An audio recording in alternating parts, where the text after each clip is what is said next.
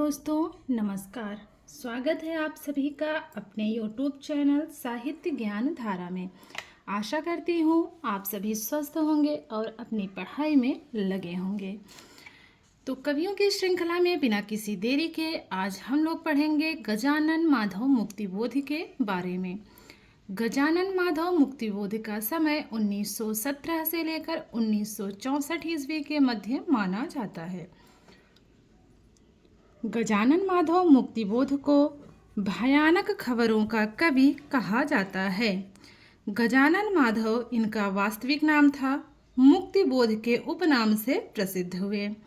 मुक्तिबोध को फैंटेसी का कवि भी कहा जाता है। रामस्वरूप चतुर्वेदी ने कहा है कि मुक्तिबोध का काव्य चांद का मुंह टेढ़ा है, एक बड़े कलाकार की स्केच बुक लगता है। आगे देखते हैं। शमशेर बहादुर सिंह ने मुक्तिबोध की कविता अंधेरे में को आधुनिक इतिहास का दहकता इस्पाती दस्तावेज कहा है। तो किसने क्या कहा है, किस रचना को कहा है, किस कवि के बारे में कहा है, तो सारे के सारे ही कथन क्या है, बहुत ही महत्वपूर्ण हैं। पुनः देखेंगे।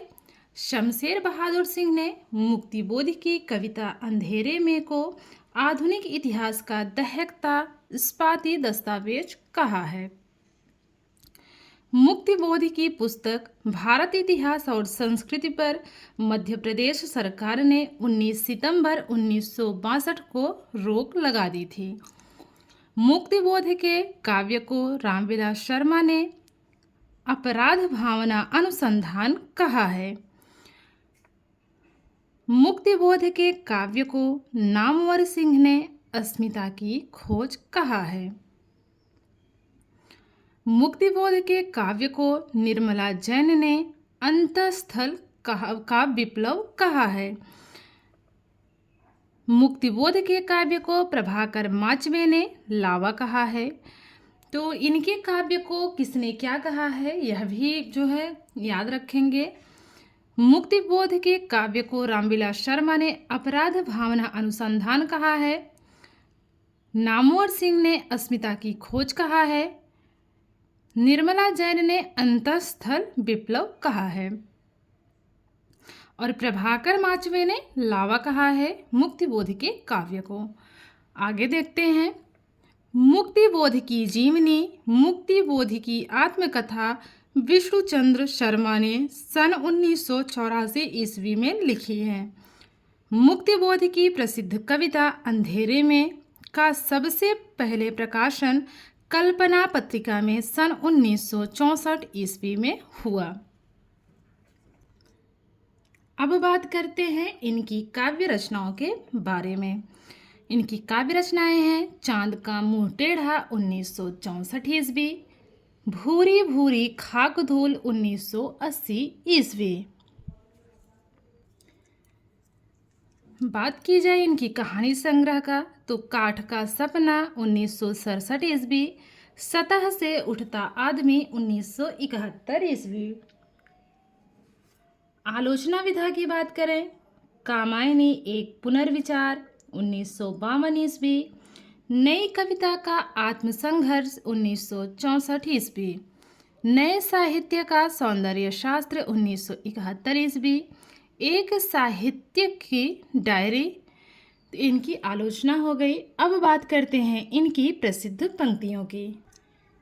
इनकी प्रसिद्ध पंक्तियों में है पहली पंक्ति, हमारे हार का बदला चुकाने आएगा, संकल्प धर्मा चेतना का रक्त प्लावित स्वर, हमारे ही हृदय का गुप्त स्वर्णाक्षर प्रकट होकर विकट हो जाएगा। अगली पंक्ति है, जब अभिव्यक्ति के सारे खतरे उठाने ही होंगे, तोड़ने होंगे मठ और गढ़ सभी।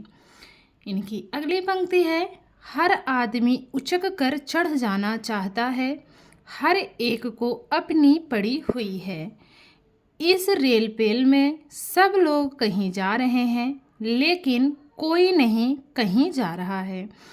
तो यह तीनों की तीनों इनकी प्रसिद्ध पंक्तियां मानी जाती हैं। किसकी? तो ये मानी जाती हैं गजानन माधव मुक्ति बोध की।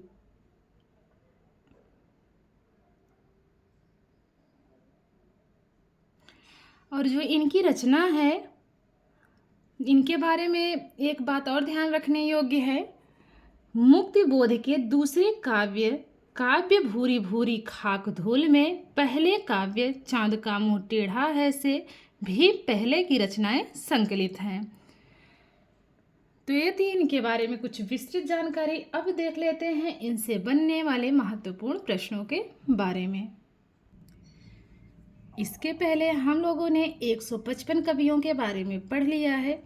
जिनको भी, जो लोग चैनल पर नए हैं, जिनको भी पढ़ना है और कवियों के बारे में, वो लोग जाके प्लेलिस्ट में देख लेंगे। यूट्यूब में सारी वीडियो डली हुई है।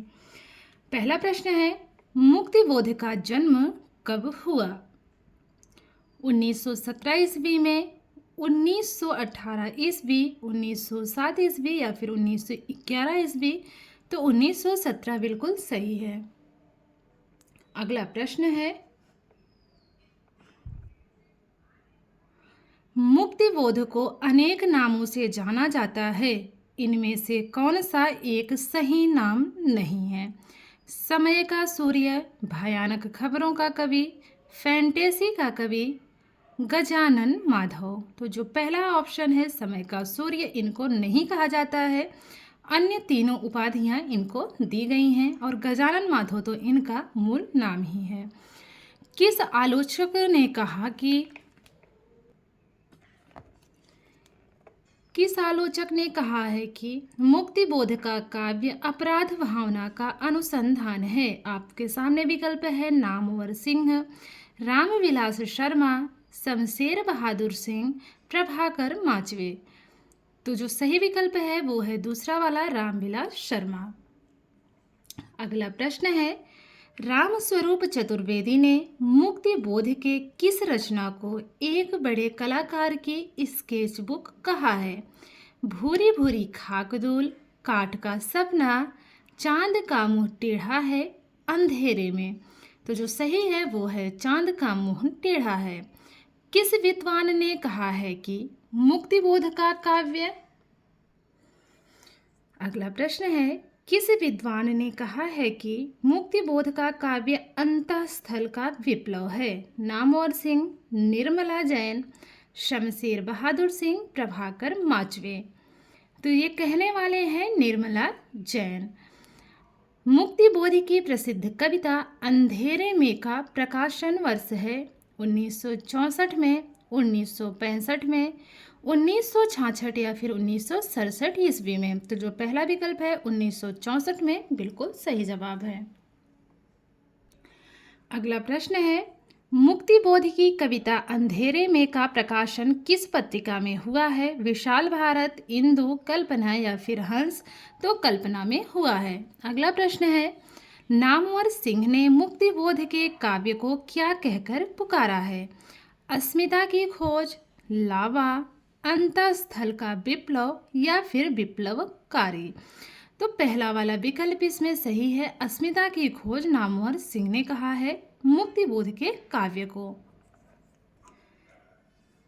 कामायनी एक पुनर्विचार नामक आलोचना मुक्ति बोध ने कब लिखी? 1964, 1965, 1952 या फिर 1957? तो जो सही विकल्प है वो है 1952 ईस्वी।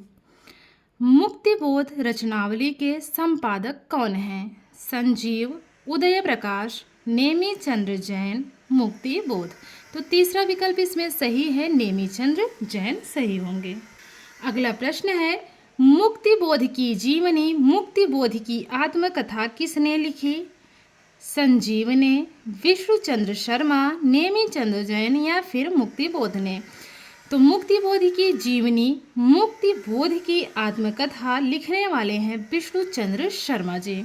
तो दूसरा विकल्प इसमें सही है। अगला प्रश्न है, मुक्ति बोध के काव्य को किसने लावा कहकर पुकारा है? नामवर सिंह, निर्मला जैन, शमशेर बहादुर सिंह या फिर प्रभाकर माचवे? तो लावा कहने वाले हैं प्रभाकर माचवे।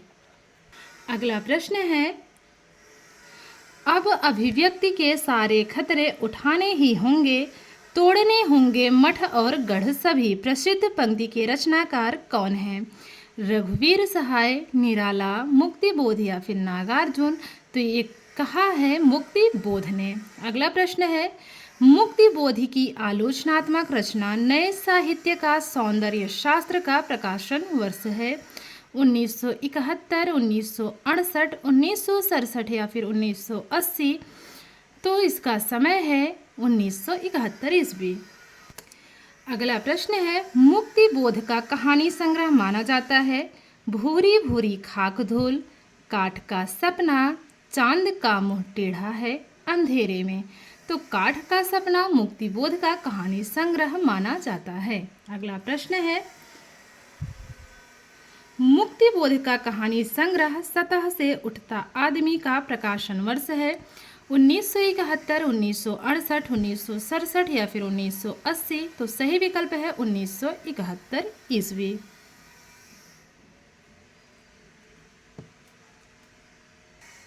अगला प्रश्न है, मुक्ति बोध का काव्य चांद का मुंह टेढ़ा का प्रकाशन वर्ष है? 1971, 1964, 1967 या फिर 1980? तो जो सही विकल्प है वो है 1964 यानी कि दूसरा विकल्प। अगला प्रश्न है, मुक्ति बोध की आलोचनात्मक रचना नई कविता का आत्मसंघर्ष का प्रकाशन वर्ष है? 1971, 1968, 1967 या फिर 1980? तो जो सही है वो है 1968 ईस्वी।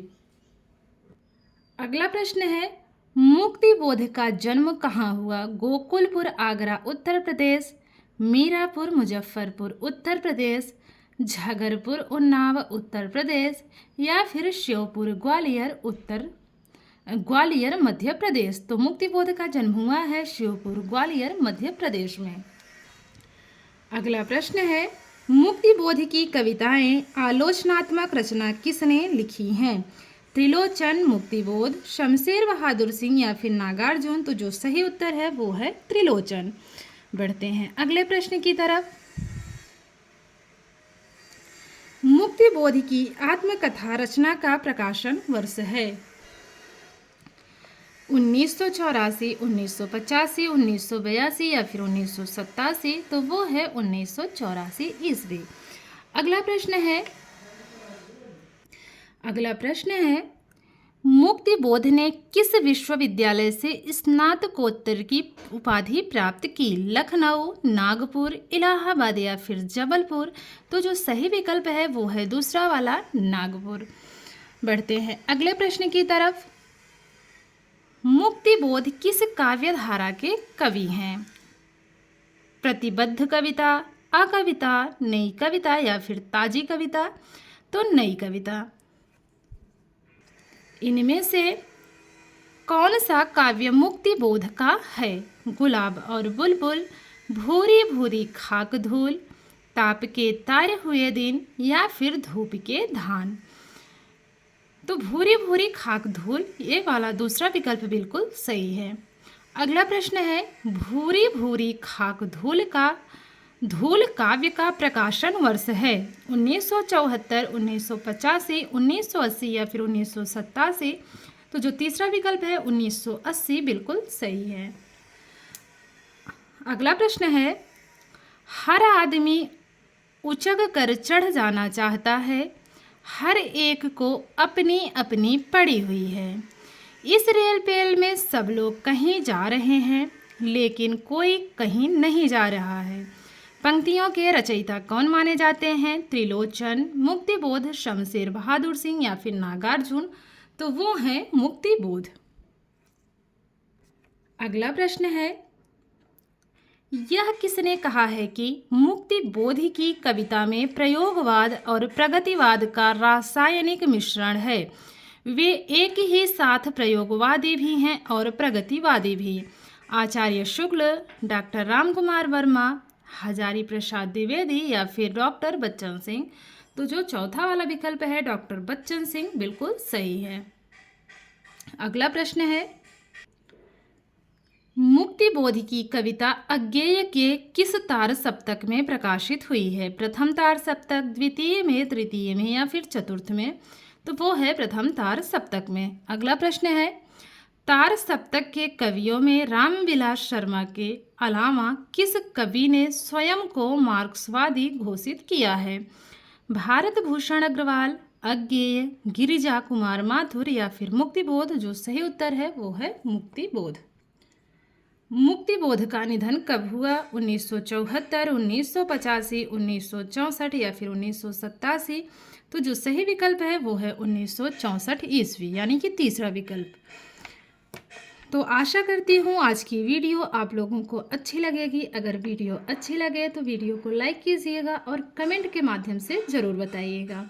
जो लोग चैनल से नए जुड़े हुए हैं वो लोग वीडियो को पूरा देखें, उसके बाद वो लोग भी बताएं कि वीडियो कैसी लगी, और चैनल को ज़रूर सब्सक्राइब कर लीजिएगा ताकि आप लोगों तक वीडियो पहुंचती रहे। तो मिलते हैं कवियों की श्रृंखला में एक और कवि के साथ। तब तक के लिए सभी को जय श्री राधे कृष्णा, जय श्री सीताराम, नमस्कार।